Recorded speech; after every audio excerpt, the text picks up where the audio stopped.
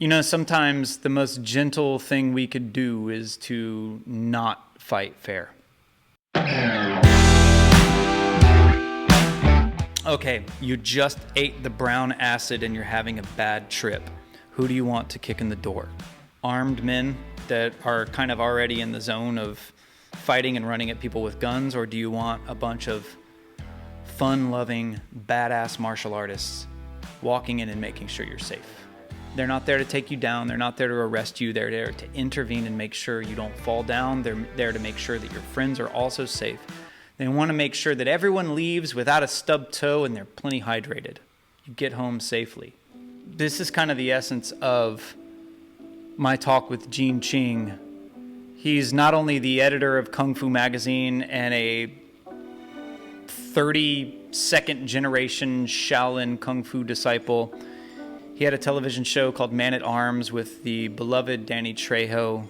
He's also an intervention specialist. He and I sort of bonded through our love for martial arts and music and sharp things. And he's worked with Rock Med. They do medicine for concerts, festivals, and he also is an intervention specialist. He worked with another group called Cahoots, and they intervene in domestic violence situations and just, I guess, whatever else. We'll ask him. I don't know too much about this stuff. I do know that sometimes the presence of a badge and a gun makes things worse. I used to say this all the time, and, well, I don't have to say it anymore, right? This talk with Gene was super eye-opening. I apologize for the technical difficulties that were going on. I'm kind of building out a bunch of different new workflows over here, so I had a little bit of issue with my audio and a new camera.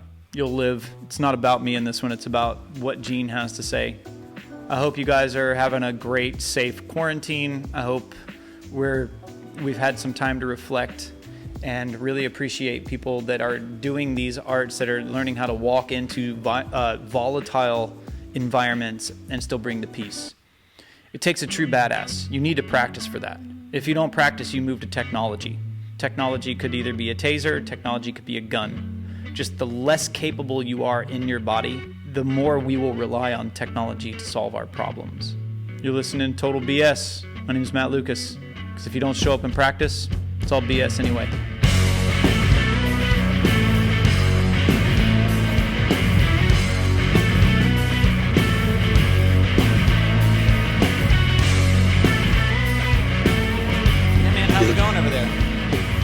It's going all right. Yeah? It's going all right. I mean, you know, strange times, strange days. Yeah. This is not an interview. This is me just wanting to talk to you because I genuinely feel that you're one of the most interesting people in... I mean, all right, what are you sitting in front of right now? I am sitting in front of my stack of weapons, which happened to be out because I did a webinar last weekend for USA WKF on weapons. And so I figured I'd just kind of like pile them up behind me. What are you doing for them? So you're like you're an encyclopedia of kung fu knowledge, and so this is something that I really want people to. In a perfect world, everyone would know the insanity that is Gene Ching. The insanity. Yeah. Okay. So I mean, yeah. So you are introduce yourself really quick, just so people know who you are. Very good. Well, I'm a 32nd generation disciple of Shaolin Temple, layman disciple. I am also a provost master in fencing and have been doing martial arts all my life. I'm the former publisher of Kung Fu Tai Chi Magazine, which unfortunately, due to the pandemic, we had to cease publication. Yeah. But then I made swords for a living for a while. I've always kind of been circling around the martial arts, traditional martial arts, and mostly cold arms, mostly swords and spears and that kind of stuff. Yeah, because I met you through the kung fu world, but at the same time, like you are. We met in the Badlands. Yeah, we met in the Badlands, but you're also. I want to talk about your love for. So kind of the gist between a lot of these is grabbing people that are in the martial arts, but showing that it's kind of like martial arts has become martial sport, and then and martial sport is a part of martial arts, but that should always be able to take it into your life. And then you do these other things. I mean, yeah, you have all this stuff going on with swords, and you had the television show, but you're also rock med, and I was just out at the Russian River yesterday, and there's always reggae going, and you have this tremendous love for reggae and all these other things. So I just kind of want to talk to you about some of the other ways of how you put martial arts into your life, and how people are using you as a resource for traditional kind of stuff. You know what I mean? Sure. And you're, I mean, yeah. I think now it's I mean, an argument, a strong argument can be made that traditional martial arts is obsolete as a profession, aside from teaching and coaching. Right. But I believe that there's an intrinsic philosophy, there's a way of life to the martial arts that once you kind of follow that path, it bleeds into all sorts of things. Yeah. So, for example, you mentioned my activity in the music industry. Yeah. That really spiraled out of my martial arts practice. Okay. I was in graduate school working on I was a PhD candidate at UCSC, Santa Cruz, and I was studying Iaido, blade drawing, traditional Japanese blade drawing, under the late Steve Anderson sensei. He passed away last year, sadly. And he just happened to be, by trade, a psych tech, and one of the founders of the Haight-Ashbury Free Clinic's rock medicine division, which worked for concerts, and they did psychedelic crises intervention in concerts, and I mean, it's Haight-Ashbury, so it has this long-standing history in what happened in the Haight-Ashbury in the 60s and 70s, and Haight-Ashbury Free Clinics was one of the oldest, is one of the oldest free clinics in the United States, and really built the model. And way back in the day, when with the Bill Graham and what he was doing in terms of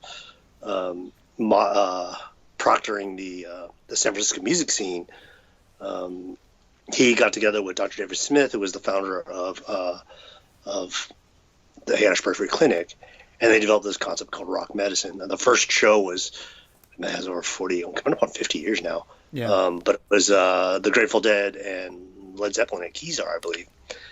And so I had been training with Steve, with Anderson Sensei, doing EI, and he knew I was a psych. My major was psychology. Yeah. And he knew also into the dead, so he knew I was kind of street smart. And then he knew that, in Iaido you learned a lot of wrist techniques, and he knew I was disciplined. He knew, could handle a live sword and stuff. And so he invited me to do this, and it was kind of funny because, I mean, of martial arts masters that I've been under, I was under Steve for only a very short period of time, like about a year and a half, and very intermittently. But he opened the door for something that was absolutely life-changing for me, and that was getting into the music scene and doing this work, dealing with bad drug trips, basically, or belligerent drunks. I mean, he gave me a lot of hands-on experience. I'm not a kickboxer. I've never been a kickboxer. My little dabbling in tournament sparring, and it was just terrible. I don't want to talk about that. But be able to do real world stuff was an education, and it gave me a lot of confidence in terms of my martial skills. I think one of the big problems with a lot of martial arts is their practice is very academic. Yeah. They don't really get to apply, and that doesn't necessarily mean taking guns off of people or going raiding Hans Island and crushing a drug ring or what have you. But I mean, you need to have some intention behind your practice. Yeah. And whether that intention is just to fall prevention or to deal with your arthritis, or who knows what. I mean, as long as there's an application, I think it becomes far more real. And then, of course, when I started this, I've been doing this crisis management for over 30 years now. And when I was started, I was much younger, and it was I enjoyed the the opportunity to really test the skills and see what worked. Did you? And This it is was very something that I was talking to people. So I was a bouncer for a while, and yeah, they're talking about people like you are really important. So I think even though we were just talking like it's hard to make a living as a martial artist right now because people put martial arts in this block, like kicking and right. punching and all that stuff. But really, the kicking and punching is to teach you to make decisions under stress, right? That's what the sword means, is a decision.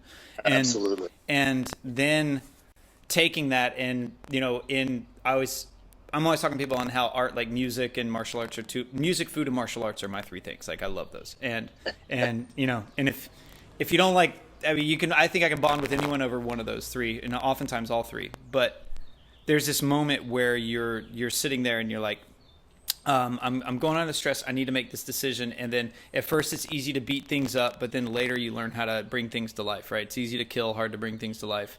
And I think we're in the martial sports, it's just we're fighting. But Musashi would even talk about that on how he was doing it to discover himself. And, you're trying to create health out of war. And music created the blues and the greatest export America ever created, which was the blues, right? Our music, Black culture, was created out of oppression and trauma, right? So music takes like all that and turns it into something beautiful, and martial arts takes war and turned it into health. But it's really interesting on how right now it's perfect timing. They're talking about intervention specialists and all these other things with, defunding of the police. Yet really we need that type of work. I think it's interesting. I worked with Cahoots, which is right now becoming the model for that. Okay. Cahoots was offshoot of Whitebird, which is a clinic up in the Oregon area. Yeah. And so I used to work the dead in Oregon. I worked with Whitebird, and some of the Whitebird birders would come down and work some of our shows. So I've been interacting with them for a long time, and Cahoots is basically a response team. Yeah. That goes to situations. I think a lot of people, it's so politicized now, of course, and when you hear the words like defund the police, that sounds so yeah, exactly, absurd in a way. But and then also like sending out, people. I just saw a meme today where somebody was saying, that the libtards are going to be all excited about having, or I bet the murderers are going to be all murderers and rapists. They're all going to be excited about having to deal with a stern social worker. Yeah. And I think that's based on a fundamental misunderstanding of what police do. Sure, the Cahoots doesn't respond to murderers. Right. It responds to drunks. It responds to domestic abuse, which is actually a very it's a difficult response. Actually, the more incidents of officer injury comes from trying to resolve domestic disputes than any other reportable crime. But there's a lot of dealing with homeless. We really don't want to have the police doing that because it wastes their time. Yeah. There are those murderers and rapists and what have you for them to take care of. Why are they dealing with the homeless? But that's kind of the way enforcement is set up in our country. How about? I'll see where that all goes. To be honest, I know the Cahoots program is very successful. Mm-hmm. I'm not sure that all communities will be able to support it. They kind of need to have that social worker, that free clinic in place, that community in place. Mm-hmm. But we'll see. It's definitely intriguing. How's that? I remember when I was being a bouncer, is this one summer I was just doing a lot of kickboxing and a lot of striking, right? Because someone was talking about getting rid of chokeholds and stuff, and I think we have to look beyond this because I was just doing striking, and I remember trying to just remove a person, and I didn't know what to do because my only option was to just punch him over and over and over again, right? And sure.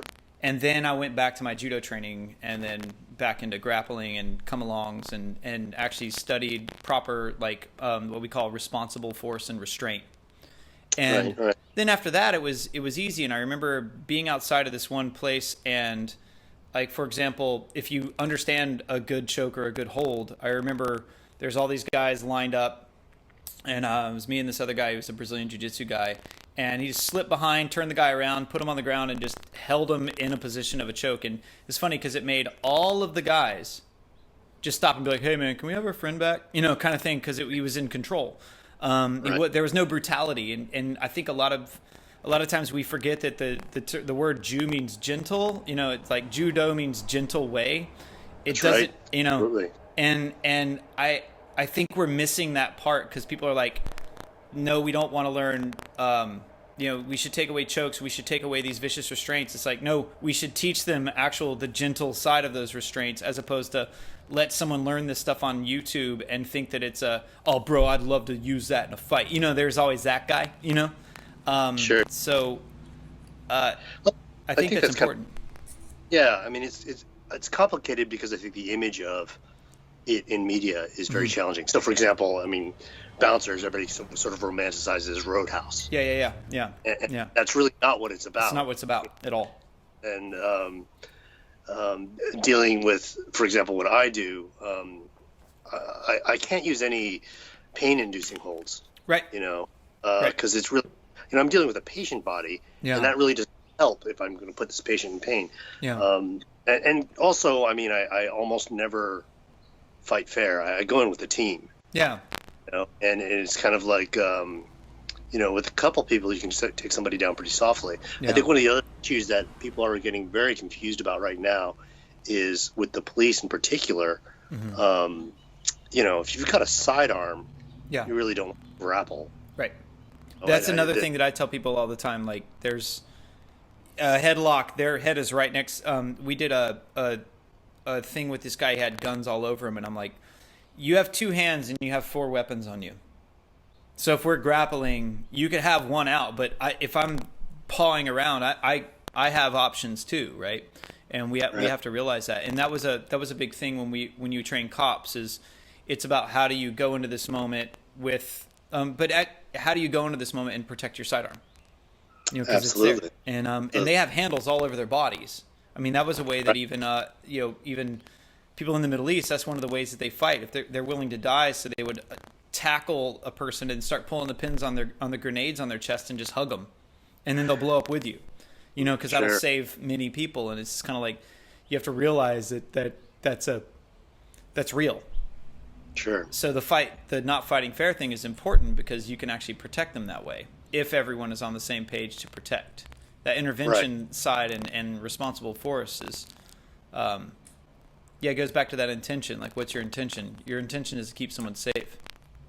Yeah, it's very situational. Yeah, I mean it's that whole situational awareness trip. You know, you really need to know where you are in the room, know where everybody else is in the room, know what your possibilities are. You know what their possibilities are. I mean, I've wrestled with guys and then flipped them over and realized they were packing like a dozen blades. You know. Yeah.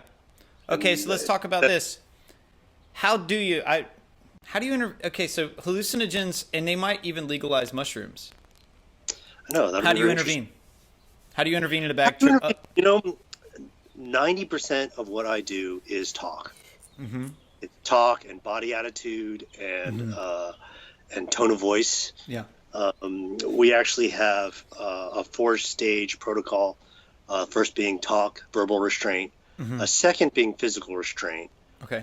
Third being mechanical restraint, but we don't use cuffs. We use soft restraints. Okay. And we can only do that when we have a doctor's authorization, because you can't restrain somebody legally if you don't have that. Yeah. And then the fourth would be chemical restraint, which was obviously we need to have a doctor to do that. Right. So there's anti-psychedelic meds that you could put on people to help restrain them. And 90% is talk. You know, 90% is de-escalation. In terms of in terms of physical restraint, I have a team. Some of my guys, we've been working together for 20 plus years, and so we know each other very well, and we've been through a lot together, and you know, kind of know how to tactically deal with somebody. I mean, part of the thing is you got to keep in mind the context, right? Context is key in all these things. It's not like being in the movie or anything. Yeah. So we're doing this at music festivals, concerts, maybe street fairs. So it's a very different environment in that there's a lot of people around. Usually, the audience, the attendees are concerned. Obviously, if we throw somebody down really hard, which that looks really bad if somebody cell phone videos it. Obviously, we want to protect ourselves. A lot of these things in music festivals happen. They tend to happen like at 3 a.m, so it's there's issues of consciousness of how aware you are, how strung out you are, having worked this thing. There's all sorts of factors that kind of feed into it. Yeah. And so, each one's sort of case by case. It's not.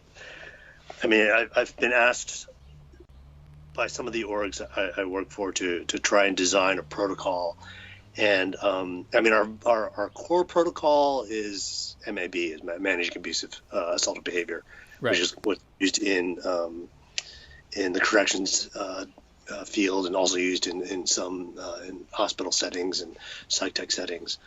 We've made some modifications to it. None of us. I'm not certified as an instructor of that or anything. Yeah. But I'm familiar with the material because some of the instructors have shared it with me. It's a little different because of the constant thing, and to be honest with you, I'm not sure how long it'll continue because of increasing liability issues. Mm-hmm. It's very delicate. It's a very delicate thing. I mean, many years ago, we were experimenting with acupuncture to bring people down trips. There was a particular doctor, actually I won't mention his name right now, but who was doing a lot of research in it. And there's a lot of acupuncture. I mean, obviously there's no acupuncture recipes to de-escalate LSD or MDMA, because those are all drugs. But there are contingencies for dealing with mental instability, madness, if you will. Mm-hmm. And it was amazingly successful. Staggeringly. I remember the first time I was on our restraint dealing with this, and this guy, it was actually the AIDS concert, the AIDS benefit with the Grateful Dead, and what's that guy's name? I'm blocking on his name. The guy that sings Center Field. John Fogerty. John Fogerty, yeah. Why'd you name his worst song? Because we literally picked him up on Center Field. Okay. The concert, it was at Oakland, and they cordoned off the this worst song. They cordoned off the diamond, right? Because they don't want the patrons to be on the diamond. Yeah. Right. And so this guy was tripping, and he goes running out because there's a big open space, and he's naked. And me and my guys go out to get him, and he's literally on center field, and Fogerty's singing center field. And I'm thinking, oh man, this is like a moment. This is like perfect soundtrack to this adventure I'm having right now. Yeah. And so we got him down. Actually, we got him down pretty easily. We didn't have to throw him down or anything. We got him contained. Mm-hmm. We got him back to our medical area, and had him in a desensitized room in a place where he was quiet, where we could call him down, start talking to him. And the doctor was, okay, I'm going to put the needle in. I figured, okay, needle. He's going to be putting in some psych meds, and he puts the needle in, or the needle goes in. Here goes the needle. And you always got to warn when you're injecting somebody, especially when you're doing restraint, because you don't want a needle stick. Everybody's got to kind of really be watchful and be still. And literally, the needle goes in, and he drops. He goes from being like really fighting, and he's just like soft, like a noodle. And I was thinking, man, that doesn't usually happen that way. Quite the opposite. It takes a little while for the medications to get through the bloodstream. And I turn around, at one point, because I was kind of like not facing him. I was just, the way we do is each person will control a limb or something where it's kind of split up. It's not like I'm the only person controlling it. Like I said, we go in a team. So I was at an angle where I couldn't really see him. I was just focused on his arm.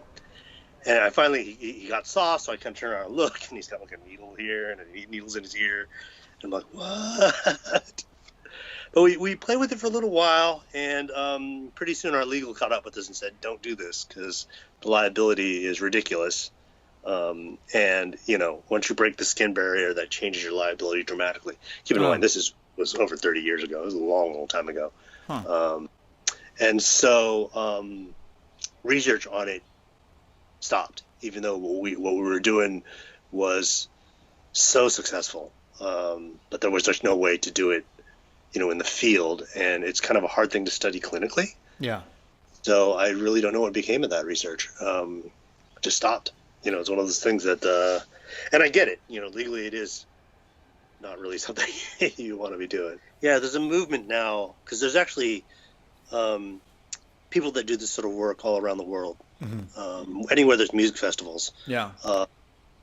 Particularly now with the rise of EDM. Mm-hmm. And that kind of festival, there are different people that do this all around the world, different groups. Mm-hmm. I've worked with the main one I worked with was RockMed, which is one of the Haiti clinic. I also worked with JAMED, which is based more in Northern California. Like I said, I worked with Whitebird. I worked with Zendo, which is another group that does. They did Burning Man. They do some of the other big ones. There's some European groups.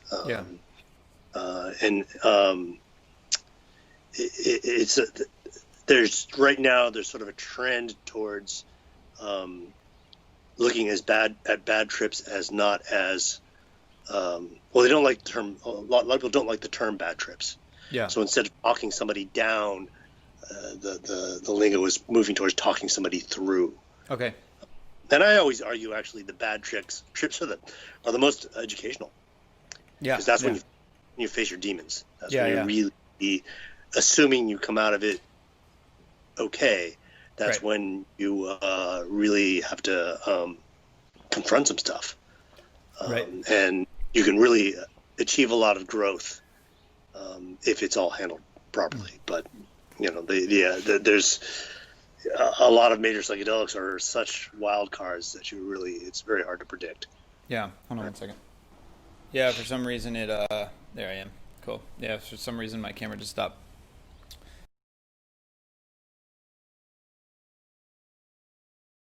You like water, right? Man, so is that documentary out already? Did it? Yeah, came out like 2 weeks ago. Okay, yeah. And I really liked what you were talking about, how, because we are taking him. I'm trying to get Bucky. I wanna have a talk with him, and because he's kind of such an authority on. He wrote that book, The Showdown in Oakland, about the fight. Right. Have you read that? Oh yeah. Yeah, absolutely. Yeah, I really want to talk to him because he took me on a walk through Chinatown before I went away to the Badlands.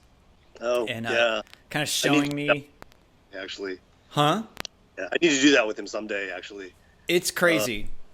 Bucky and I are the same lineage. Yeah, right? Yeah. We're both Baxi Lum, which is the same lineage that Wong Jack Man is. So Baxi Lum is Cantonese for Northern Shaolin. Okay. And it's a specific lineage. Its roots are in Shaolin Temple, but it left the temple somewhere in the Qing Dynasty. Okay. And so it's been and it's evolved since then. Mm-hmm. So when I first went to Shaolin Temple, my background was all in Baxi Lum, and it was very easy for me to adapt to Shaolin Temple style. It was different forms, but the spirit was the same. Yeah. And I showed them some of my forms from Baxi Lum, and all the monks were all like, "Oh yeah, that's totally right. It's totally independent of our style," because there's certain techniques that are very universal. Okay. And there's kind of a dialogue. I think as you mentioned earlier about music, I think there's a great metaphor between forms practice and learning traditional songs. Yeah. And so you take something like, say, Amazing Grace, right? A great classic song. So you take something like Amazing Grace, which is this great traditional song, and it progresses over time, right? I mean, people maybe add lyrics or change lyrics or omit lyrics, and as long as that spirit is true, you have something meaningful. Yeah. It can adapt too. I mean, it can take on new meanings depending on context. Forms practice is very much the same. Yeah. You have the idea in forms of refrains, of choruses. There's a theme to the practice. Whether I'm doing whatever technique, or maybe it's emphasizing a particular hold or a particular stance, particular application. It evolves and it's very interpretive. So, for example, all along the Watchtower, you have Dylan's version, you have Hendrix's version, you have any other versions. But I mean, who's got the best version? Well, I mean, it's a push. I love Dylan's version. I love Hendrix's version. They both got something. They added their own spirit to it and made it vital. Yeah. And I think with forms practice is identical. Yeah. Also it's something that moves through time. I mean, you could record me doing a form. You could record you playing guitar, but it's the moment of that execution. Yeah. Where it's really the most beautiful. Like in music, the live performance is where. I mean, sure, there's some great recordings. I'm not going to deny that, but the live experience is just where you get the epiphanies, where it really, really brings you into the moment. And I'd argue the same is true for martial arts. I mean, through the magazine, I recorded hundreds, if not thousands, of people performing forms, and it didn't always. It doesn't always communicate. There's something lost in that video. There's some things. I mean, not to get too woo-woo-y, but it's like you can't feel the chi all the time, as opposed to when you're in the room. Yeah, in that space.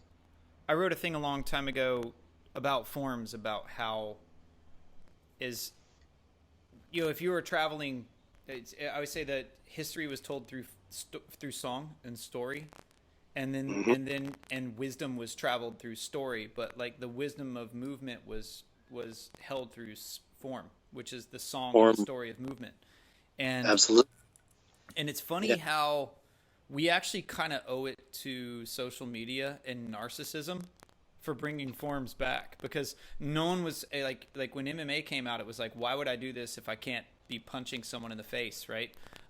There was a big thing like, why would I do this? Why would I do this? And then next thing you know, people were especially sheltering in place, right? And then they're just like, dude, I got to film myself. Like if people aren't watching me working out, I'm not valid, right? And right. Next thing you know, everyone's wanting to, like, wishing they learned forms. Like, people are back. And I did a thing, I think in December, being like, kata's back, like forms are back. But we kind of owe it to, I mean, it's shitty because we're kind of doing them just to show off. But just as you might start martial arts or start playing guitar, you might start playing guitar just to get laid, or you might start martial arts because you want to be tough. But if you just keep doing the practice, things will start unfolding. And I'm really happy to see people interested in forms again, because they're going to get mechanically sound. And the amount of times where I would show someone something in a form and they would say, why would I do that? When would I use that in a fight? And I'm like, you'd use it the same about as many times as you would use a push-up or a burpee. Exactly. There's things built into the forms that are fundamentally calisthenic. Yeah. I mean, you don't want to get too esoteric, but there's a lot of forms that discuss moving chi properly, that sort of thing. But I think a key point that a lot of people miss that you just touched on is the storytelling, particularly with Chinese martial arts, but also with a lot of other styles. You have that it evokes things, well, I mean, and sometimes very directly, like sometimes forms in Chinese martial arts are named after a particular hero, like the monkey staff is reference to the Monkey King in Chinese mythology, and so many styles have monkey forms or monkey staff forms. This weapon, I don't know if I can get this in shot, the Guan Dao. Right, that's after Guangong, right? The Lord Guan, who's the patron saint of martial arts, of literature, of small business, of police, and organized crime. But he was the man. He was like a great general from the spring and autumn period, and when we do that form, that particular weapon, according to the book, of course, because it's very romanticized, his Guandao, of course, it wasn't called that then, but his weapon was like 100 pounds. Yeah. And of course, that's absurd, right? Yeah. But I mean, it's a mythic thing. And for generations in China, one of the advancement in military, one of the exams was to be able to wield a super heavy Guandao, right? And so you have these guys that did like 100-pound Guandaos as sort of a discipline and exercise, and it was showing off. Yeah, I mean, if you can whip a 100-pound thing around, I mean, even a 20-pound thing, it's challenging. It's going to give you strength. Applicative to combat, not directly. I mean, first of all, it's a giant lance. I just have like a little piece of it. This is one that like breaks into two pieces, right? So I can transport it easily.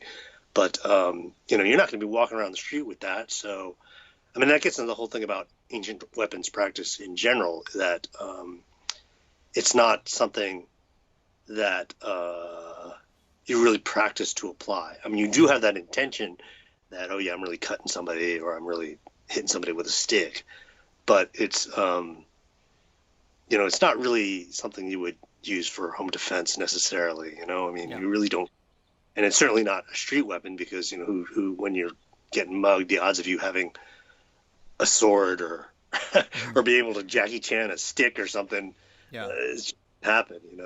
Jackie Chan an octopus.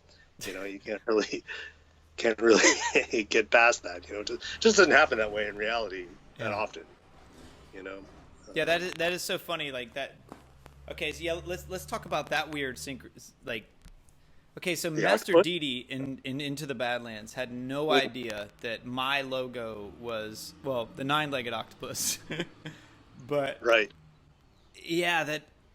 what are the chances that I have to do a fight with one of my favorite actors of all time, Nick Frost, and then his weapon to beat me up was an octopus? I know. I mean, I'll never ever let you live that down because it was just so awesome and so many.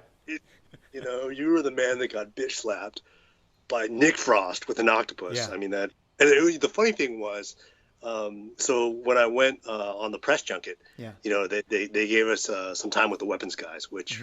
I think the rest of the press guys were kind of like, okay, what are we doing here? For me, though, it was like, yeah, these are the guys I want to talk to, and those Badland guys were cranking out weapons. My God. Yeah. That armory was ridiculous. And there was this whole thing about the octopus. I mean, who was it? Ali was like, yeah, did you guys see the octopus?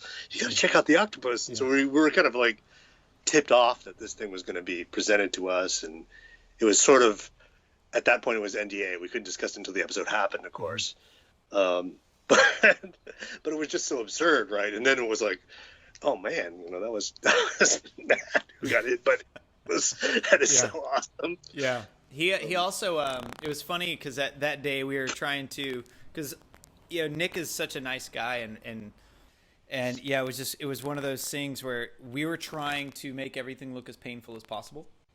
Right, because that's what you do when you're a stunt guy. You have to make the littlest thing look painful, and and everyone that day was just really on point. And like Andy can make anything look just ridiculously painful, and then I got whacked with and every time Nick's like, oh my God, are you okay? Oh my God, are you okay? Because he's just such a nice person, and. And before that, he had to hit me with this fish. He backed me up with a big giant fish, and that hit, like Master Didi was like, oh, that looked really good. That looked really good. But that was because Nick literally just knocked the crap out of me. Like it's like that one looked really good, and there was everything looked like ice. It was crushed ice all over the ground and all over the fish. But in order to keep it there, it's really rock salt. And so we were just. And it was kind of rainy that day, so it was like we're falling in this rock salt. And I mean, you could, like, salt was just crusted all over our body. Like I remember leaving because you're laying in this salt, and you're getting hit in the face with salt. And I mean, it was just, it was salt the wound, right? Yeah. It was an intense, it was an intense day. Yeah, but it was really fun. I love the way that fight turned out. It was hard to do. Yeah. Yeah. But yeah, Nick was, yeah, he was cracking me up because that poor octopus, because he was spinning it so fast, the legs kept coming off it. Yeah, Yeah. Yeah. The fight guys were talking about how hard it was to design it. And, yeah, I can imagine it must have been really hard to work with Nick. That guy's just so freaking funny. yeah, He's so witty and quick. I mean, on the set, he must be yeah, busting you up all the time. yeah, Must all be the hard time. He's very very funny. I had to do that. I was his hostage. I took him hostage on the boat, and so it was just a day where all I did was I just had my arm around his neck with a sword, and just it was just me standing behind Nick all day, and yeah, he was just, yeah, in between every take he's got something to say. Really subtle. Really, yeah, yeah. Did you see Fighting with Family? Did you see that? I haven't seen that yet. That's next on my queue. Yeah. Yeah, yeah. Yeah, that's really good. He also did the one where he was a salsa dancer. Cuban Fury. Oh yeah, yeah. That's amazing. That's a great film. No, I was watching. He was doing something with the guy that played Ron Weasley. I forgot his name right now. It was like a series about where he was like this quack doctor, and what is Ron Weasley's name? I should know that. And then he had gotten diagnosed with cancer, but then it turned out to be a fake diagnosis or a faulty diagnosis, but he was getting all the sympathy. Huh. And so the two of them had to kind of keep this ruse going. I forgot what that was called really, but it was a good part for Nick because he was basically playing this shifty doctor that was, had to kind of maintain this air of being a good doctor, even though he was a total sleazeball. Huh. But yeah, he's pretty rad, man. Let's talk about Bruce Lee and because you were mentioning, yeah, he's the father of MMA, but his system was actually, he wasn't able to finish it. Right. Because, fencing. Fencing. That was really, really, yeah. Talk about that. So I think the hard thing for people to digest about Bruce was that he was really, first of all, he was super prolific in terms of his writings, in terms of I'm always shocked on how many photos there are of him that, I've been following this guy for decades and I still, every once in a while, will see a new photo or new footage. And he was immensely prolific in a very short period of time. Mm-hmm. The four films that we think about came out in a very narrow window of years. And Jeet Kune Do develops very quickly. And so it would have been fascinating to see where he went with it. Now, in the introduction of the Jeet Kune Do book, which was actually published, the one that we know now was published posthumously, Linda Lee Caldwell mentions that Bruce, he references Costello and Cronier. Both of those are fencing books. Costello actually two books by three different authors, and then Roger Cronier is a very, very fundamental fencing book. A lot of Jeet Kune Do theory stems from fencing. Now, Bruce was a fencer. It was actually his brother who was the high school fencing champion, and that's one of those myths that were perpetuated, that Bruce was a fencing champion, but he actually fenced, but he wasn't, to my knowledge, a champion. Really, the best source of that is Matthew Polly's book, Bruce Lee: A Life. It was the first really extensive, complete biography. It came out a couple of years ago. Mm-hmm. And you can see Bruce do some fencing in Game of Death when he faces off with Guru Daniel Santo with that little kind of bamboo stick. Okay. Yeah. After they do he carves the X in his head, in his forehead. A lot of the techniques you see doing there is like fundamental fencing. But the key thing about fencing, and one of the things that, first of all, fencing has an immense literate library. Okay. So there's a book, I can't remember his first name, Tim, Thimm, who wrote a bibliography of fencing. And it's thick. It's like the size of a phone book, if everybody remembers phone books. Yeah. But it's just all these historical references, basically just the title, author, date, publisher of fencing books. crossing all these European languages. And it's just, it's a huge book. There are so many books. And it's a very well organized, very almost mathematical, very Western, of course, perception of combat. And one of the things that I think is novel to fencing or revolutionary to fencing is the idea of fencing time. And so we often think of time as the time, like 5 seconds, or 3 seconds, or how many fractions of a second does it take for me to get my fist into your face? Yeah. Fencing breaks down time into action. So in fencing time, the actual hard clock stopwatch is not relevant. What is relevant is how long it takes for me to do my action. So, for example, if I extend my blade at you and thrust at you, how long does that is one action, and you have to respond to that action, right? Yeah. So, and a lot of this was a device because in fencing, the sport of fencing, when it was sportifying, obviously you didn't want to kill anybody, right? And you had to respect the blade, even though the blade was capped or dull, And so there are certain things you wouldn't intrinsically do if somebody had a big yard of sharp steel pointed in your face. And one of those things is you would not attack into the attack. Well, you would, but let me get to that. But if somebody had a blade in your face, you're not going to jump on that blade to try and stab them, basically. Right. Unless you're, like your grenade guy, pulling the gate or something, checking. But you're not going to do that. So, and keep in mind that fencing doesn't actually descend from battlefield tactics or street tactics. It descends from dueling.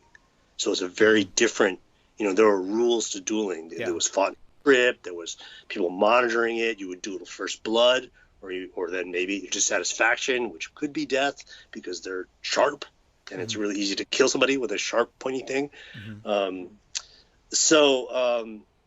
Basically, if somebody makes an attack, you have to respond, and you really have two responses. You can parry it, right? You can remove that attack, or you can counterattack, which is kind of like attacking into attack. Now, to parry it means you actually have to physically, block it. Yeah. Or you could parry by distance, meaning you run away. Right. Right. To counterattack means that I would have to dodge and attack at the same time, or attack in a way that it closes out, closes the weapon. And that counterattack, that's the jikundo. That's the intercepting attack. You're attacking into the attack. And actually, Musashi talks about that. That the best time to attack is when your opponent's stepping forward. Yeah. Right. You let them close the distance. Yeah. Problem with that, and even Kung Fu talks about that. There's an old saying that, my opponent starts first, but I arrive first. Yeah. And that implies that they're coming at you, and you cut into that attack. And the problem, of course, being you got to be super fast. Yeah. You got to see that attack coming. So there was actually some great studies on reaction times. When I was studying when I was a doctorate candidate, I was looking at the difference between masters and novices in fencing, actually, and I was looking into a lot of research in terms of boxing, and so there were studies in terms of like they had done all these reaction studies with Muhammad Ali and other great boxers. And they discovered that most of those boxers, while they were fast, and they were generally faster than most humans, it wasn't that significant of a difference. I mean, it was a difference. There was a measurable difference for sure, but we're talking, fractions of a second, so small a difference. And so what the conclusion of those was it wasn't that they were necessarily faster that was allowing them to dominate. It was that they were able to perceive the situation and react appropriately and more economically. Yeah, they were responding as opposed to reacting. They had a plan. Exactly. What you were talking about, they had intention. Right, yeah. And they knew their, they had already explored the bad avenues. Right, that's the main difference between a master and a novice, is that a master knows what not to do. Right. The whole fields of things that they know, okay, well, that doesn't work, so I'm not even going to go into that. So that makes their thinking process and their response process much more economical. Mm-hmm. And so, I mean, that's kind of what in essence, that's a way you could perceive Jeet Kune, and in fencing, it's even more complicated. So there's you can attack, and then there's a counterattack, and then there's what's called counter time, which is when you start an attack to draw a counterattack, and then counterattack into that. Right. That's attack, counterattack, counter time, feint in time, which is where your opponent starts an attack, you feint the counterattack to draw their counter time. Mm-hmm. Then that's a feint. So and then there's another one called arrest and counter time. That's very complicated. It's like one of those things that only fencing masters need to know. Yeah. Yeah. Because for your exam, you have to pass a bar and write a paper and do a big all-day demonstrative examination in front of a board of masters, and they will always call you on, okay, what is arrest and counter time, because it's such a hard thing to set up. You have to kind of really get out. Well, I think I told you when I was taking that walk with Bucky through Chinatown, and he is actually talking to me about making, hey, Kung Fu is kind of losing its relevancy. But I was talking to him, well, it's because we're putting everything into the martial sport world, and actually Kung Fu is a way of living your life and has all these other principles. Like you were saying, Kung Fu even if you look at acupuncture and feng shui and, calligraphy, all these things that came from martial artists, there's such a vast, I argue that there's nothing more complete that a human has ever created than a martial art. Like the martial practice is the most complete thing a human being has ever created, and I think ever will. Hold on. And that being said, when we were talking about making it relevant, I was like, well, the hard part is us having that idea of when we educate ourselves enough and we can see that we can see how to draw the intention. Like, for example, you were saying the intention of fencing was dueling. And if we take those principles and we put them into hands, now we can also duel with our hands. We can intercept and parry with our hands, but now we have grabs. Now we integrate something else, but it's still the timing can, it's like what principles can we bring from Kung Fu? Like, I remember teaching these jiu-jitsu guys a horse stance punch, and they were not into it until I explained to them the intention behind it. And I explained to them about the pushing and pulling and the balancing of structure and all of these ways of getting the body from this to back to this and dropping the shoulders and finding that snap and root. And then next thing you know, I saw them 2 weeks later, and they're just throwing punches from a horse stance, just loving it. And, opens the groin. That conversation was before, and I really regret not pursuing it because I really wanted to do an article on it. But, maybe we could do something on our website at some point. But I thought conceptually that would have made a great print article. It's a great topic. That's it. And it's a sad day that, okay, here's one of my biggest regrets. Like, I've always wanted to, how in Kung Fu Magazine, you always have the, step one, guy grabs wrist, and then step two, and you guys have all the step-by-step. Right. Man, I have wanted to do one of those, but just each frame, it's so obvious, like, how the hell did that guy get there? I'm like even wearing different clothes, it's like guy grab, it's like, I've always wanted to just do those panels. I just wanted to use y'all's same gear so it looks really legit. I've always wanted to do that. That's a funny, yeah, the step-by-steps are kind of funny because, it breaks down time in a really weird way. Yeah, but just think of how many of us actually learned that way.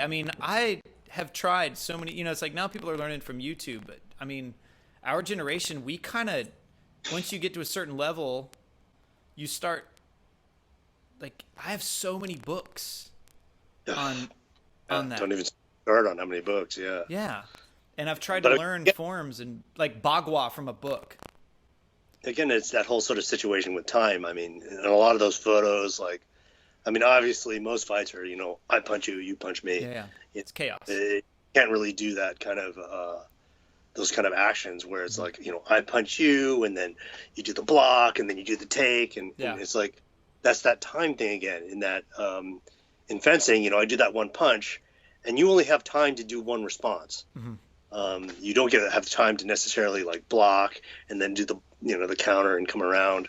Unless you're really good. If you're really good, then maybe you could do it. I mean, I've certainly seen masters who their hands are fast enough, they're disciplined enough, they know how to execute those kind of things where they get off multiple actions in one frame, if you will. Yeah. But again, that's that live experience. I capture that in photos. It looks kind of funny because you got one guy just standing there like this, and the other guy doing actions on his arm, and it's like,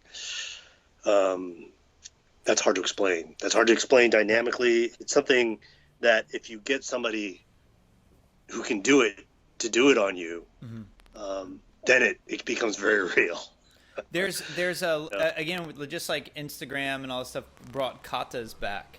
They also brought application back, because again, with MMA, people were always like, no, that would never work. No one would ever just hold their arm out. No one would ever do this. But now if you look at even like Krav Maga videos and you look at people that are doing jiu-jitsu things, it's like, hey, it's called application. Like, no one's just going to sit there and like let you arm bar them either.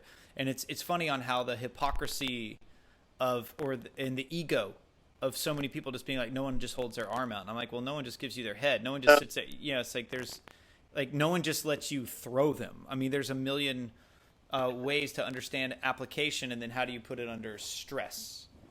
Yeah. And I told you about that moment where these guys asked me how to use, like, we should do a thing where we do jiu-jitsu on the street, like street fighting, jiu-jitsu for street fighting.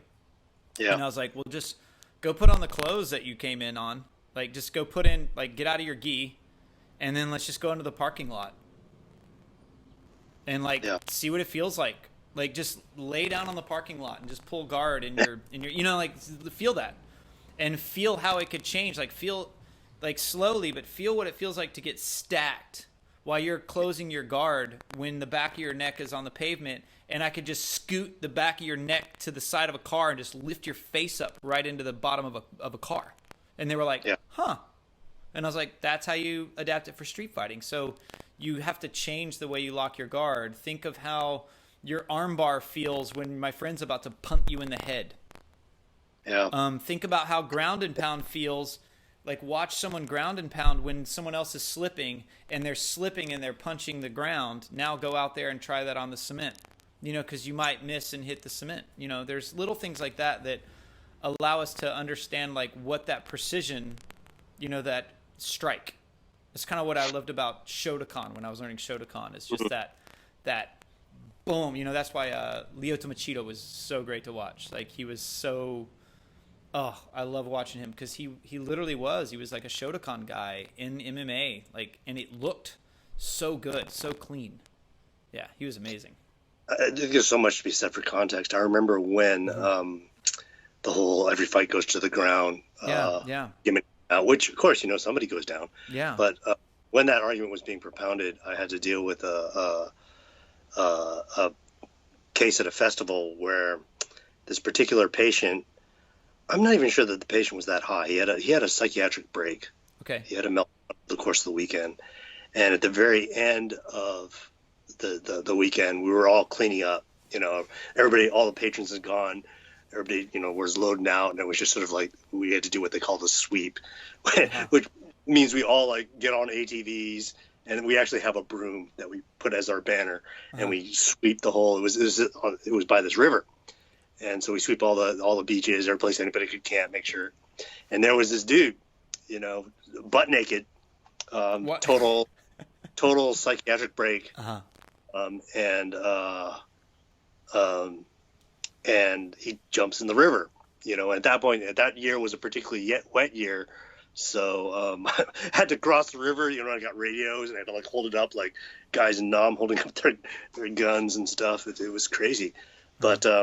We had to actually catch him in the river and get him out of the river. And I started thinking, man, number one, it was super slippery because he's all wet. And number two, we can't go to the ground. If we go to the ground, we'll be a yard underwater. Yeah. That just, so there's a lot of contextual things. And I think one of the things that inhibits the martial arts a lot is because of the media, because of the movies. We tend to frame it very narrowly. I mean, when we say applications, we think, okay, well, there's this perp and he's going to try and steal my wallet, or somebody's going to break into my house. What am I going to do? But actually, applications could be, catching a coffee cup before it drops on the floor. Yeah. If I'm training, doing those grabs, to do my chin, my arm locks, if something falls, I can grab it. Other like that, catching a mosquito as it's flying past, that kind of stuff, more day-to-day things. And I think those are as viable, if not more viable, because honestly, how many times are most of us attacked? So those kind of strange little life skills, I think, are great manifestations of martial arts and should not be discounted. At the same time, I mean, a lot of people will track on sort of the sport performance. They're just doing some showy, crazy move. I mean, don't even get me started on like, graphite glitter chucks. I mean, I get a story. Yeah. The mylaring your weapons with Yeah. sparkly and making them so light that you could hit me as hard as you want across the face, and it's really just going to be like, it'd be worse to be hit by an octopus. But but there is a performance aspect, and I respect that. I like trickers, guys that do those crazy kicks. Yeah. I mean, obviously we would never use any of those in combat, but at the same time, it's a pretty cool kick. It's pretty cool that he could physically pull that off. In modern wushu, people are doing 720s. Like, my God, a 720? That's crazy. And at the same time, you'd never use that in a fight. But there's something exciting about being able, the athleticism of it, to reach the epitome of human performance. That there's some validity in that. I think that barometer of will it work on the street, Right. Is very limited, and it's very narrow. There's, I keep trying to make these puppets, because I keep trying to teach these things, and there's always these voices that go on, and one of them is a shank, and I want to name him Shanky. I'm trying to do this thing, and it's kind of like a sort of a Pee-wee's Playhouse of martial arts. And there's Shanky, and then there's Aki, the octagon guy, and it's a little MMA glove with a little little Google eyes.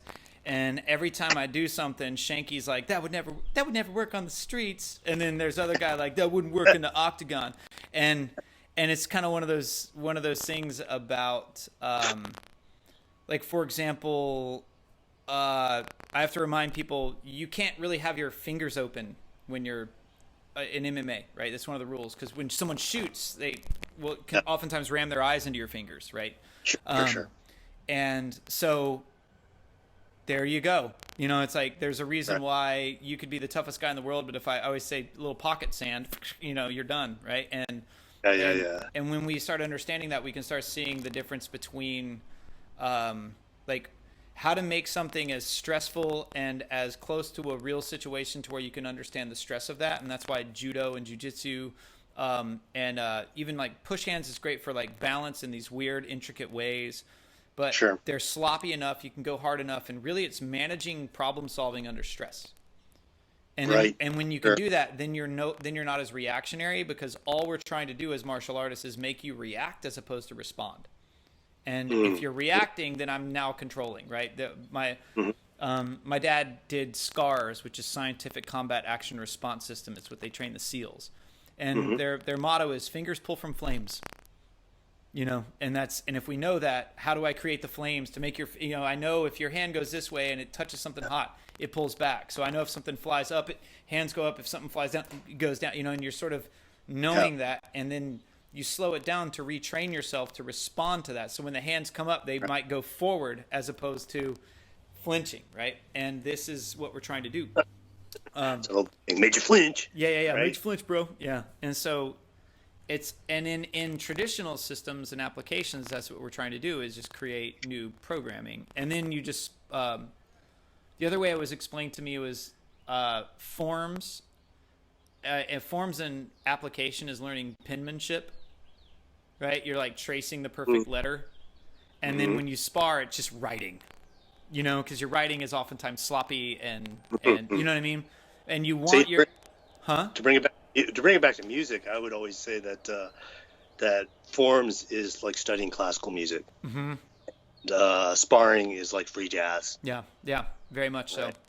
Yeah, and it's a trip too, because I'm always using the music metaphor too, because I'm always like, you got to learn your notes and then you got to learn your chords. And it's like the note is the punch and the kick, and then the chord is the combo, right? And then you might like learn a whole song, which is a form, right? And then after that, you might learn to play that cover tune with a band, and that's like application. You're applying this thing where you know what it's supposed to sound like and what it's supposed to do. And then after that, you get to write your own songs and jam, and I think that's there's so, I mean, art is that all the time, especially communal art. Art that is like community based, and it's cool to see that the shelter in place has brought a lot of people, I think, into the realization of knowing that I should be able to walk with something. Yeah. And forms and tradition, like, because I had to redo my business model last year because I was like, I was noticing too many people are requiring a class in order to practice. And if you look at the history of great movement, it was always about giving people these forms. I do the trek, I do the pilgrimage to study under the master, and I learn the thing, and then I carry it into my life. And so I started doing that, and then when shelter in place hit, I got a lot of thank yous from students. They're like, hey, I could practice for 4 hours straight and I'm fine. And I'm like, yeah, go into your cave. Yeah. Come back, great. Sarah Connor that shit, like pull up on the on the drain pipe, Yeah. I mean, I think there's a lot to be said for forms. I mean, I'm a formsman, but mainly, like I said, I'm not a kickboxer, and doing weapons, you got to do forms, I mean, especially some weapons are really hard to learn how to spar with, like say a chain whip or even a 3-sectional staff, that you don't have as many opportunities to really spar with that, right? Especially with some of the exotic weapons, and I unlike a lot of kung fu people, I tend to like to work sharp when I can. So I like to work. I mean, that comes from my Iaido training. Okay. There's a certain respect when you're playing with a sharp weapon. It changes the game because you can't mess up. You cut off your ear. When weapons teach you to move your body. It's and important. They teach you. There's a little bit more into it in that you have to extend your chi, if you will, your energy into that weapon, and to make it animate. I flash back to Fred Astaire dancing with that coat rack, right? I mean, like he makes this thing alive. Yeah. Right. Okay. My old fencing coach, Michael DeSaro, used to always say, the sword is inanimate. He has Brooklyn accent. Sword is inanimate. Weapon is inanimate. It's all about you, and that's totally true. I mean, a novice, an expert, it's the same sword, but the difference, how well you can animate it, how much you can put your spirit into that thing, and that of course transfers to any art, whether it be a brush, whether it be your ability to cook, whether it be how you play your guitar, and that really is the root of the word Kung Fu. Kung Fu is in the West, we've translated it as martial art, but it really doesn't mean that at all. Gong means like work, or labor or something, a skill.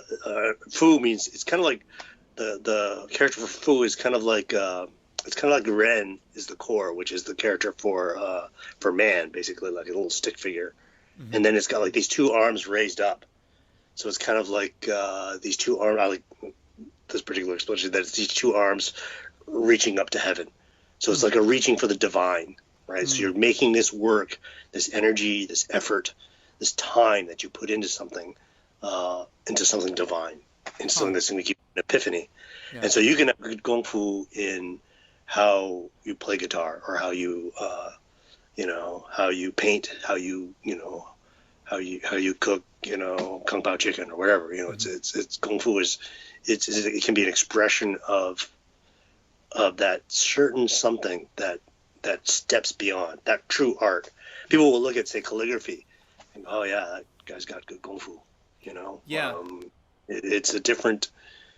it's sort of a different mindset. Or even the other one that's trending now is Kung Fu Cha, right? Which is Kung Fu tea, right? Chinese tea ritual, which is very different than Japanese tea ritual, where a lot of people, I think we've got this mindset because that's been with us for a long time. I mean, they've both been with us for a long time, but that's come over to the West much more years ago, because we fought a war with Japan, so we had more connection. But I mean, Japanese tea ritual, it's all about the discipline of it. Yeah. Right. It's matcha, which is like the espresso of tea, and everything's got to be exactly so, and you've got to very precise. How you move, how you eat, how you drink. Everything's just very tightly arranged, super intense. Chinese Kung Fu Cha is kind of a different trip, and where you really need to know your leaf and know your, where they and it's kind of messier, it's sloppier. You're pouring hot water all over everything. You're heating up your little Yixing pot. You're preparing the leaves. So with each infusion, you bring out different flavors, and there's such an art to that. If you ever get an opportunity to do Kung Fu Cha with the Kung Fu Cha master, it is insane. I mean, one of the things that in Buddhism, in Chan or Zen, they say Chan Cha Yi Ti, which means Zen and Tea are one. And so a lot of Buddhists cultivate tea as a practice, as a Buddhist practice, which is akin to the way the Japanese ritual is sort of a Buddhist practice too. And so I hanging out with the Shaolin monks, a lot of those guys really cultivate tea. I've drunk tea with the abbot. I've drunk tea from they have this crazy tea kettle that's solid cast iron. Thing must weigh like 50 pounds. And you get some big monk who'll be like pouring tea for you, like it's like a little dainty, Yeah. But it's 50 pounds, and you're just like, wow, that's 50 pounds plus the liquid weight plus it's boiling, dude. That's some kung fu. But there's that process of tasting tea, of being very in the moment, of being to bring out different flavors. So the first infusion, you might taste vanilla. The next infusion, you might taste caramel. All these different qualities of it, and it's really a perception game. So yeah, the monks totally spoiled me on tea. They would, once you've kind of been exposed to that, you never go back to Lipton. It's an art unto itself. Yeah. And it's all. I mean, art is art, right? I think the martial arts has this weird neuroses because there is a very direct application. Whereas you could look at something like, say, the Mona Lisa and say, I like it, I don't like it. Art is art, whatever. Whereas in the martial arts, someone could just punch you in the nose and say, well, where's your martial arts now? And so it's a different. There's sort of this level of one-upmanship and machismo because it's essentially at its core a war art. Right. It is a self-defense. It is a way to kill somebody else or kick somebody else's butt. But on a much deeper level, kind of like you were saying earlier with music. Maybe you learn to play guitar to get laid, but on a higher level, you learn guitar to express your soul, to express everything, right? Yeah. And to communicate that to somebody. And so martial arts can do the same. It's just kind of it's just a different take on it. Just like, say architecture is different from dance or whatever art, you would choose. You can find those parallels that reach for the divine, that reach for something greater beyond just the physical structure. And, I think in a way, like architecture is also an interesting metaphor because, architecture is bound by gravity. You can't design something so artsy that it won't stand up. Yeah. It's going to collapse. And so martial arts has that same quality. You can't do something so woo-wooey that it just, it's empty. Yeah. At the same time, like right now, I would argue the biggest growing martial art is Tai Chi, because you're seeing it in the senior centers, you're seeing it in the parks, you're seeing it in the hospitals. It's gone to a lot of different places. Yeah. And so, for example, my mom was practicing Tai Chi at her senior center. And, this was like always a hidden statistic I always wanted to get. I mean, how do you get how many people are playing Tai Chi? Do I survey all the hospitals, all the VA centers, all the people using it for therapy, all the parks? It's an impossible number to get. Mm-hmm. It's so grassroots that there's no way to chart it. And there's not even an economy to it, because you don't need any gear, really. Right. Right. You just clothes and a place to practice. So anyway, yeah, my mom was taking Tai Chi at the senior center, and she was terrible. She's not going to push hands. She's not going to fight with it. My mom's in her late 80s. That's not what she was just doing it because it was something that the senior center offered, and it was good exercise. And then she's had some falls, and she's rolled out of them. And to me, that is such a testament. Because fall prevention, is such a major factor with our elderly community, with our senior community. Yeah. And if Tai Chi is helping them with fall prevention, oh man, that's the stuff. That is the hardest fight, really, mortality. Yeah. Never mind the perp in the alley. How are you going to be when you're in your 80s and your 90s? And you're struggling just to stand up and do regular things and walk down the street. Mm-hmm. If Tai Chi can help with that, oh my God, that's the stuff, right? Right. So. And there is the only martial art technique that we're all guaranteed to have to use in our lives is falling. Indeed. That's the only one.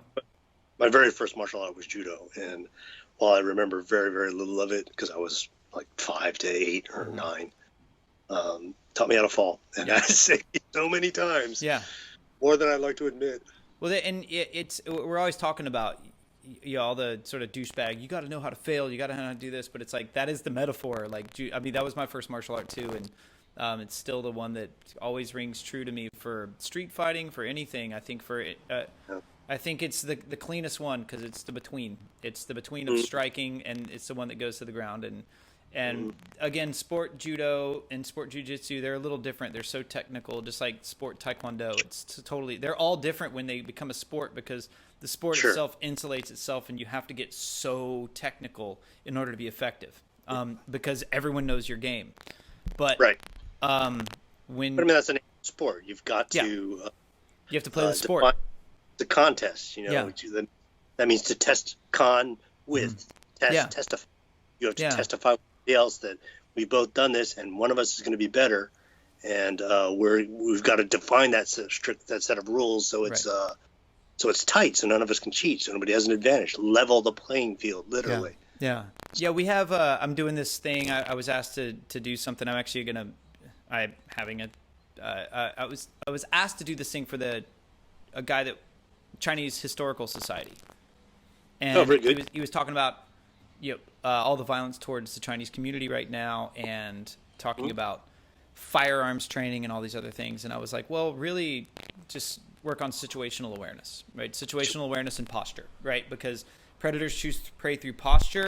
And I have this acronym that I wrote a long time ago called PAID, how predators and opportunists get paid, which is PAID, and it stands for prepare, ambush, intimidate, or distract, right? It's those things. And it's interesting because, we prepare, we learn to fall, we practice, we train, because a fall is an ambush. Like, you're not, falls don't, like, tell you it's about to happen. You know what I mean? It's like there's so many things that just our own lack of awareness can make gravity ambush you. You should know how to do these kinds of things. And I really, I kind of swear by that. And when I'm looking around, when I'm viewing the world, I'm always using that acronym. And so I just finished shooting that situational awareness course.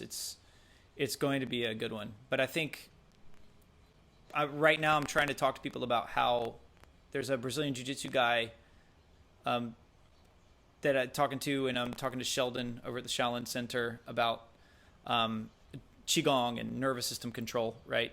Because martial arts fighting is just one piece of it, but it's really, even if you read the Book of Five Rings, like he kind of stopped dueling because he realized no one was there to cultivate themselves; they were just there to beat him. Right. It was all their ego, and that's why he was so easy for him to win every time. Was because he could play their minds, because their egos just wanted to win, and he was there to cultivate this depth.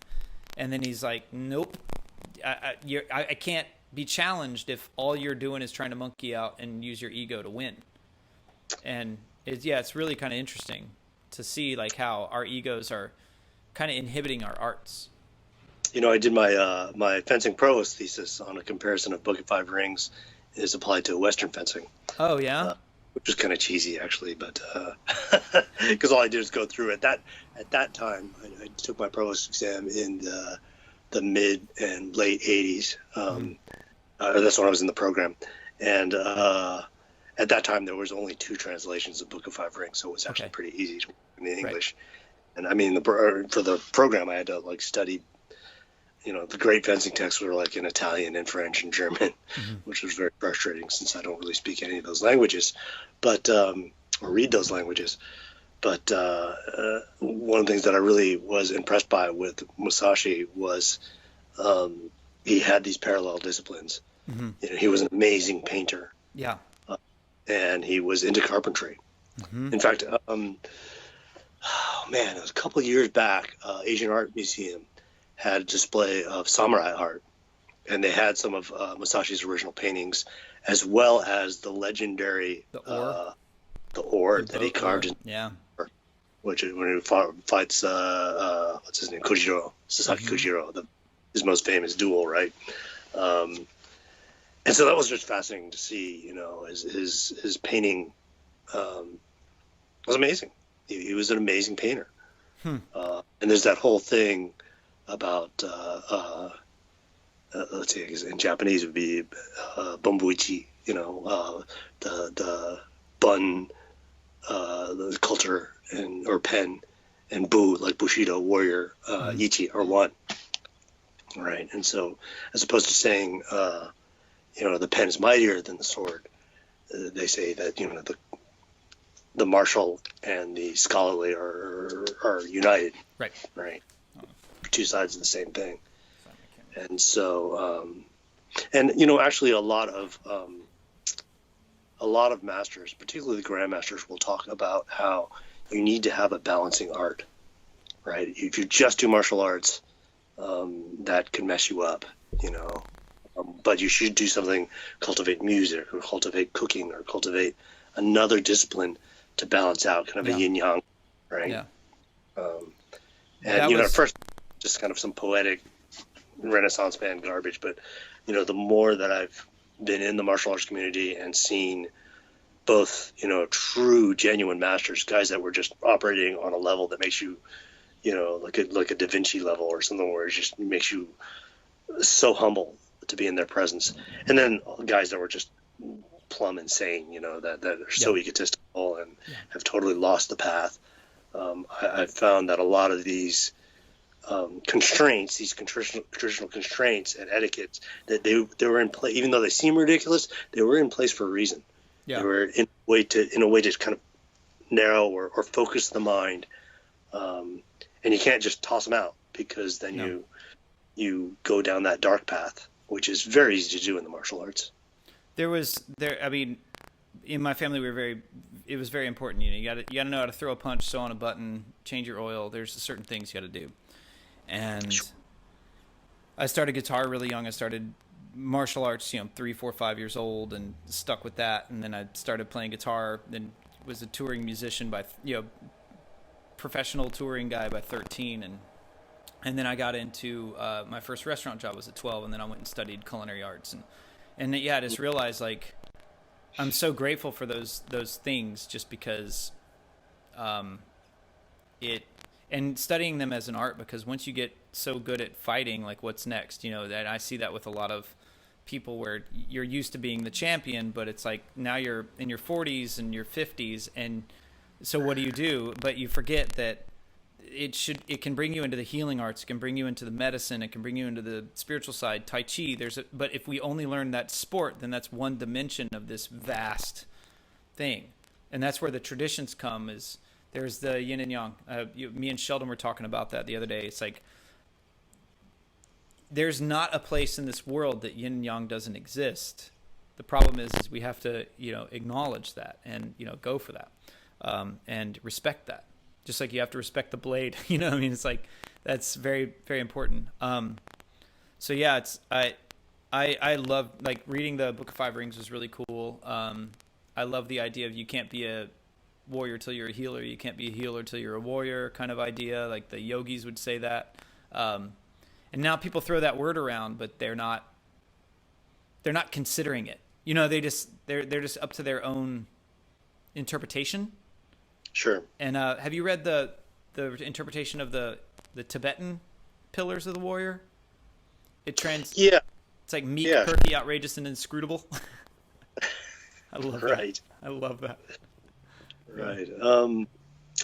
Yeah. I mean, the warrior role is very iconic. Yeah. And it has become very symbolic and metaphoric. Mm-hmm. And I think the hard part about it now is that it is, there's no shortcuts. Right. There's really no shortcuts in art. Yeah. Even though, you could look at something like, say, I don't know, Andy Warhol was just kind of doing this pop art and think, wow, that's just, he's just this cheesy hook. But at the same time, there's so much behind it. That's why it works. Yeah. You couldn't just do what he did. And many other people have tried to repeat that, and they can't. Right. Right. Exactly. He was the right place, the right time with the right message. Mm-hmm. And so, and the amount of discipline that goes into that, I think probably what has shifted in culture today is the notion of, the internet influencer, that people can, just suddenly go viral with some absurd thing. And it's kind of funny, actually, because when the magazine closed, all these people were like, what are you going to do? And I'm like, well, I don't know what I'm going to do. Wait until we get to the end of this pandemic, we'll figure stuff out. But I don't know. So many people said, "Oh yeah, you could start a blog and become or a vlog and become an internet influencer." And it's like, that's not as easy as it sounds. I mean, it's not like anybody can become an internet influencer. It's I mean, I don't care how much silicone you inject in my butt, I'm not going to become a Kardashian. Yeah. There's a lot of luck to that. And I think that notion, particularly with today's generation, that, some people do just strike it rich. They just, something about their personality or their delivery that goes viral and people latch on. And I mean, it's sort of, in a way, the internet influencer is the bastard stepchild of reality TV. Yeah. That but it's all illusory, right? I mean, I was on reality TV show, Man Arms Out of War, and I mean, sure, it was real. We definitely chopped some stuff up, and they definitely made some cool swords, but it wasn't like as spontaneous as the editing made it look. Right. Like my little talking head bits for 3 minutes of me babbling on about such and such sword. I mean, there was hours of footage shot to get that particular thing right, Yeah. So, and it's fascinating to me that sort of move, because I mean, being a publisher and a writer, I'm used to, and an editor, I'm used to that notion of edited content, of scripted content, and looking at the sort of the spontaneity and how reality stars or internet influencers work. I don't know. It's a fascinating shift. Yeah. Because anything goes now, and in a way that when things are more outrageous, everybody stops to look at a car crash, right? Yep. And so there's that quality that kind of brings down our culture to some degree. Yeah. Because it isn't edited, because it isn't, there's nobody trying to imbue, a morality or a lesson or a message in it. It's just sort of random. Here's what is happening on Earth. Yeah. Here's reality, and reality is kind of it's random. It's merciless. There's not necessarily. It doesn't necessarily have a happy ending. Yeah. It just kind of is. Yeah, and it can be. People don't realize how it's like even when it's the idea of once you go on a movie set, people don't realize how quiet and how non-glamorous it really is, and you go like people talk about war, it's just a bunch of waiting around. You know what I mean? It's like it's not as exciting, but I just remember that story you told me about having to play dead in the freezing cold of Ireland. It's lying in some puddle or something. Yeah, just sitting there. Sounds just horrific. I remember having to play dead in the blind swordsman fight in this one area, and where I died, there's just a drip, and I couldn't get away. Like everywhere I went, there was just a drip on me all the time, and it's like you don't know where that water is filtering. And it's just disgusting. It's just disgusting. Yeah, That's terrible. Being cold and wet are two things I just totally object to. But you were like jumping in the ocean when you were there. Yeah. I was doing a bunch of a lot. I was in the ocean just the other day. I was down by you, hanging out with Sector 9 guys. Dude, give me a holler. Yeah, I was down there on a little motorcycle ride and gave Zach a call. And you're doing so the magazine is gone. Magazine is gone, but the blog is still up. Well, we have kungfumagazine.com, which is our website, which does, prior to the whole pandemic, we were publishing exclusive articles every week. Yeah. We're not at that pace right now. Okay. We lost all our crew and we're kind of reforming and trying to figure out where we're going with it. So the internet, the website has not only exclusive content, they're over. All the cover stories are there, but all the feature articles are not, because we wanted to keep the print and the web distinct. Okay. We still sell magazines. We still sell back issues. Yeah. Didn't make sense to give it all away for free. Yeah. We did have an exclusive article every week. We had sweepstake giveaways. We have a forum with 23,000 members, although not many people post on forums anymore. Yeah. We have our YouTube channel, which is like 33,000 subscribers and over 2 million views. And I don't know, I'm not quite sure how many videos are up there, maybe close to 100. In terms of kungfumagazine.com, there's only 800 exclusive articles, and we're still feeding into that. So that's still going right now. So you still have a lot of work to do. There's a lot of work. Yeah. I'm still working it. And right now, what funds all that is sales at Martial Arts Mart, our retail sales. And so right now, sales are kind of really weird. Yeah, of course. And,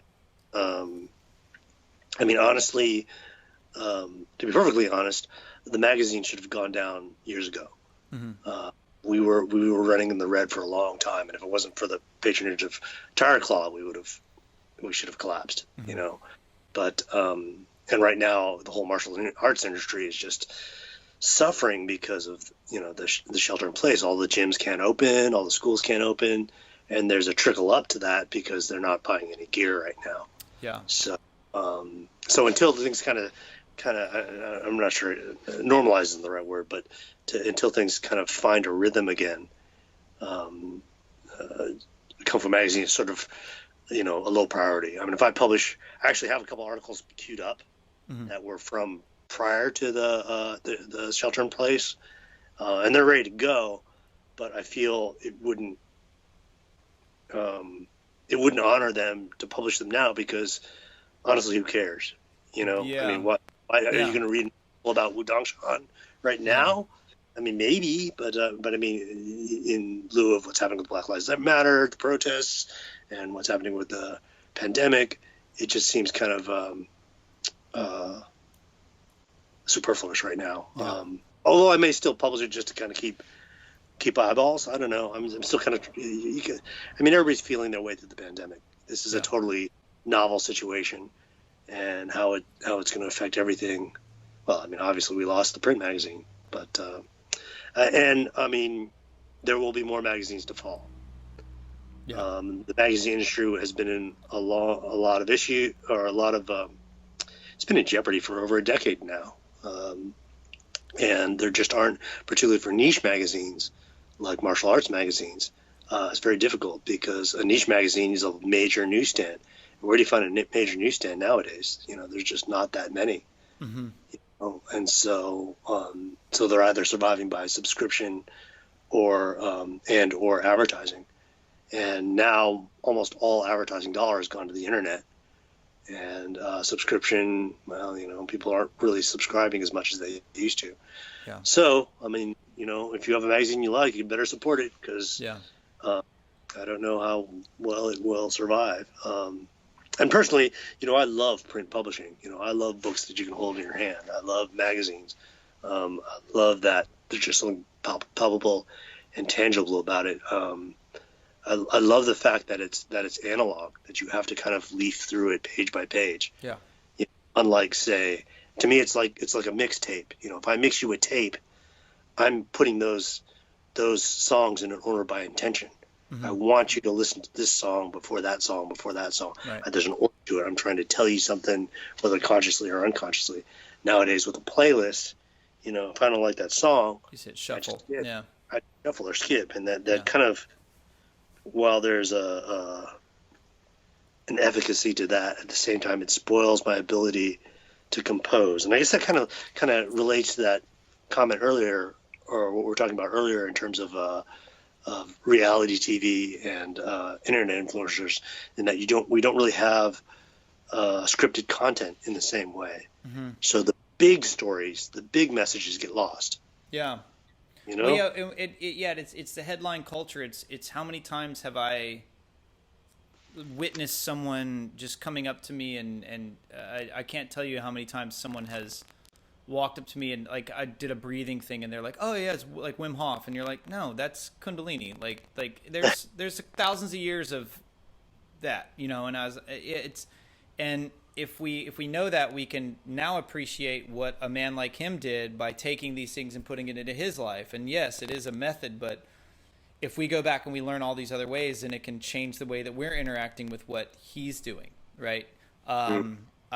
I was doing all the animal crawling stuff, 25, 30 years, and people would always compare me to Ido Portal, and I was like, well, he's coming from the capoeira side. And if you can watch what he's doing this wavy stuff. And in the meantime, everyone's wondering why the Sistema guys are doing all that wavy stuff. And you're like, but they're training Ido Portal, but then they're standing there going, well, that wavy stuff is totally invalid. Yet that wavy stuff is being trained by the craziest, scariest people on earth, the Russian special forces. And, and you're like, we're not diving deep enough to actually do what Kung Fu is, devote.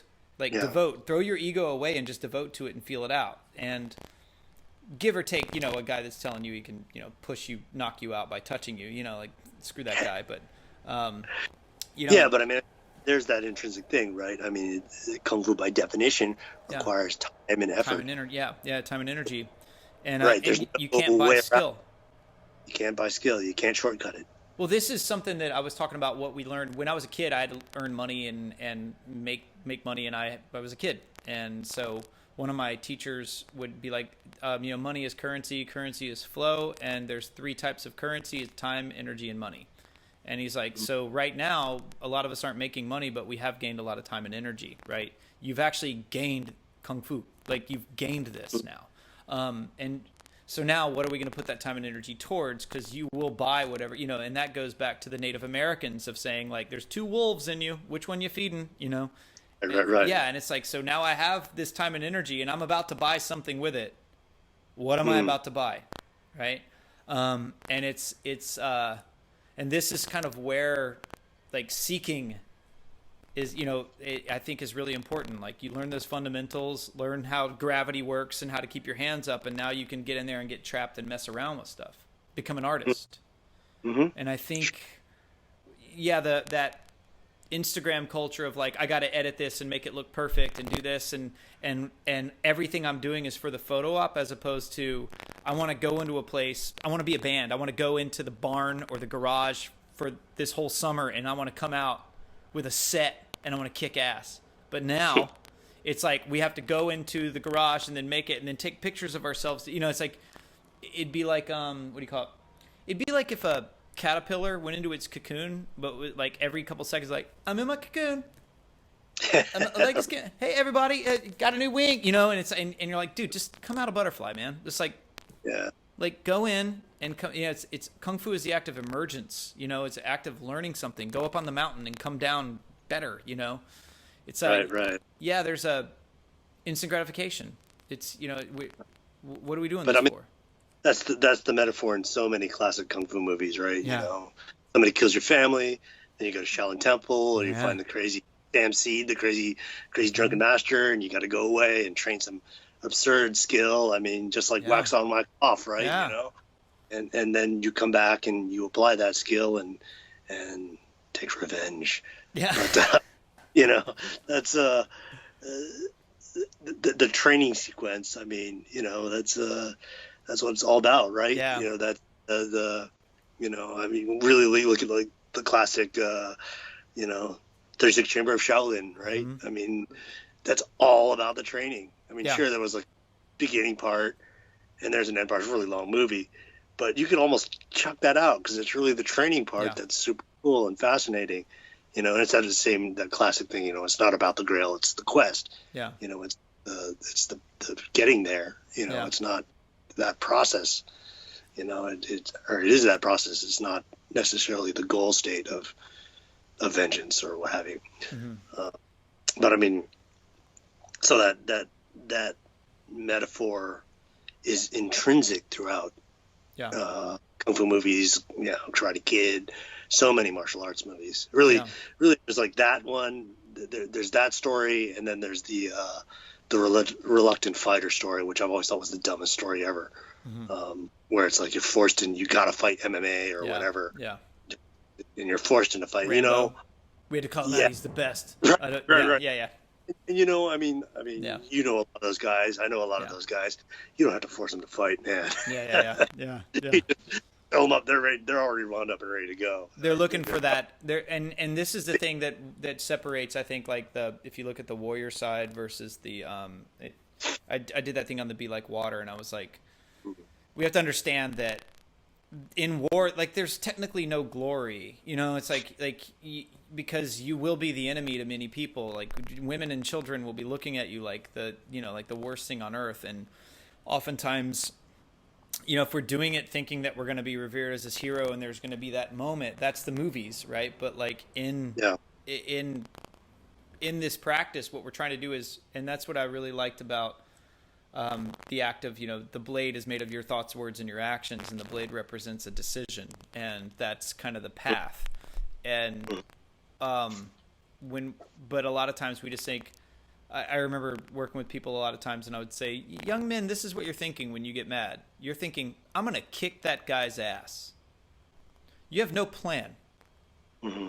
It's just beat him up, and it's like, well, really, it's look within yourself, see, it's like understand where this like, what is this emotion? Like, understand, like, put that down because that's not going to make you make decisions. Ask yourself, like, what is your intention for, it's like, we wouldn't be going to war if there wasn't an intention, right? A long time ago, you wouldn't enter into that duel if there wasn't an intention and something like worth fighting for. Is it just your ego? Is it your pride? Because, there's all the, it's like, nope, that's not worth it. Like, that's not worth it. Well, I have the great Daniel Wu is about to come in here. So I'm supposed to do an interview with Daniel next week. Are you? About what? It's just kind of a profile thing. I'm doing work for Den of Geek now. Okay.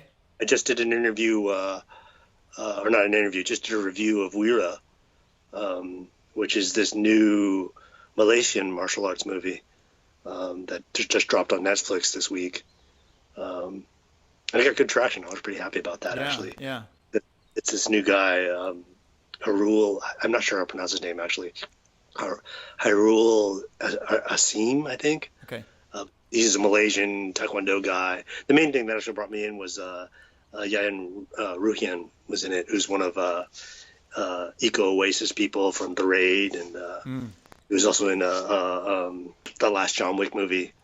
I love his stuff. He's just bringing that Salat viciousness to the screen. That's just been, they've really reshaped fight choreography in the last decade or so. But anyways, he was like the guest or the choreographer rather for this new movie, which would kind of caught my attention. And then I discovered this new guy, Azreem, who's he's got all the potential. I mean, he's got the moves.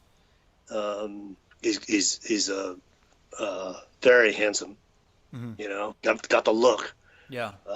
And young and I mean, name another Malaysian movie, right? I mean, well, Michelle Yeoh's got Malaysian roots, but I mean, apart from that, so it was kind of interesting to see. They did some. I mean, it was a pretty standard martial arts film. It was the fighter that gets forced into the MMA fight, exactly. You know. Yeah, of course. But and a big fight in the warehouse. Like, why do all the fights happen in warehouses? If he gets the right vehicle, he's got potential. But see, this is one of the things that I keep telling people about. It's like I think there's influencers, and then there's people that influence the influencers, and you're an influencer of influencers, and I think we need to respect you guys. Like, you're a lot of our roots, man. That's kind of, and it is kind of the guy that's stepping back, and I'm trying to stay out of the light, and you're this. You have soaked up so much about like this art, like you have just through just being in it and being thoughtful about it, which is something that you have your practice, and then you have this whole other world that you can draw from to add into the bucket that is your lineage, and big respect to that. Oh, thank you. That's very kind of you. Yeah. I had the benefit of being professional for 2 decades plus, and not really having. I mean, I did teach through that, but not that much. The last 2 decades I haven't really been teaching. Yeah. I'm thinking about back into teaching actually. Right. But I mean, you've got one of the things I really respect about you is that you've got such a wide perspective on all the arts. That you can talk capoeira, that you can talk Krav, that you can talk. You're familiar with how a lot of these different systems work, and so you have this great universal cross-cultural perspective on it that that's really awesome, man. A kick in the nuts is a kick in the nuts, man. It's like talk about being colorblind. A kick in the nuts is colorblind. It's like just Kick in the nuts God, I'm going to steal that line or something. You know what I mean? It's like if there's one thing that you can agree with, it doesn't matter, man. Doesn't matter where you're from, doesn't matter how much money's in your pocket and what your daddy did. You get kicked in the nuts. It's just poking the eye. I'm going to post that for something. I don't know what yet, but that's a great one. Kicking the nuts is colorblind. Yeah. Okay. So when I'm down in Santa Cruz next time, I will give you a ring. You have time. We have time. Man, there's great swimming down there. Oh my God.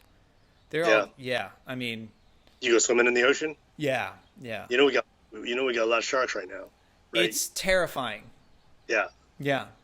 Big sharks. Yeah. There wasn't someone just killed? No, yeah. That was okay. That's killed was it Manresa, down in Manresa, a surfer got killed. They're not sure, probably, but they're not sure. Yeah. And let me know if you need help with anything, like with any of this content stuff, because I'm loving doing it. Like I know. Oh, I appreciate it. Love it. Appreciate that. Anything to help push martial arts forward, I'm in. Just like we were talking about, there's Instagram, there's the headline culture, but then there's the other side of life that has really important information and dive in deep, but you need to burn some calories to find it. You know what I mean? It's like there's McDonald's, but if you want, McDonald's is the most popular hamburger, but it's not necessarily the best. Right. And so what I'm trying to do right now is put out information and say, if we're not engaging with the people that are holding the information, you're wasting your time anyway. You're just hoarding, and you're just, everything in your head is just a treadmill in your garage, just sitting there waiting to throw laundry on top of it. You know what I mean? It's like it's just another thing just that you're not using. Well, have a great day. I'm gonna I'm gonna prep for this fun. next one. Dude, thank you. Yeah. It's good to see you on this side. Yeah, anytime, man.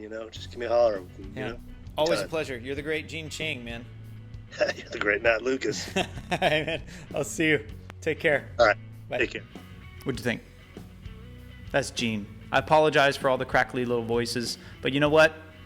I just sound like everybody's knees when they're walking up, or everyone's ankles on a cold day. Things will get better, I promise. So I hope everyone's got something to practice. I hope we're all learning forms and learning how to not only tell the stories of our culture, but preserve cultures through stories and songs. This is super important for not only our practice, but our traditions. Sometimes learning from the past is a great way to kind of move into the future, or else we just keep repeating the same cycle. Gene is an amazing man. Gene is one of my favorite people. I'm glad he's in my life. Like, follow, subscribe. Tell your friends about this work. Tell your friends about Total BS Wellness. Yeah, let me know if you have any questions or comments. Hit me up in the Platinum Club. Keep up with us. You can donate if you like this work. It's not cheap. It's not easy, but it's really fun. All right. Always show up and practice, because if you're not, you're just wasting your time. Don't be a poser. You're listening to Total BS. My name is Matt. See ya.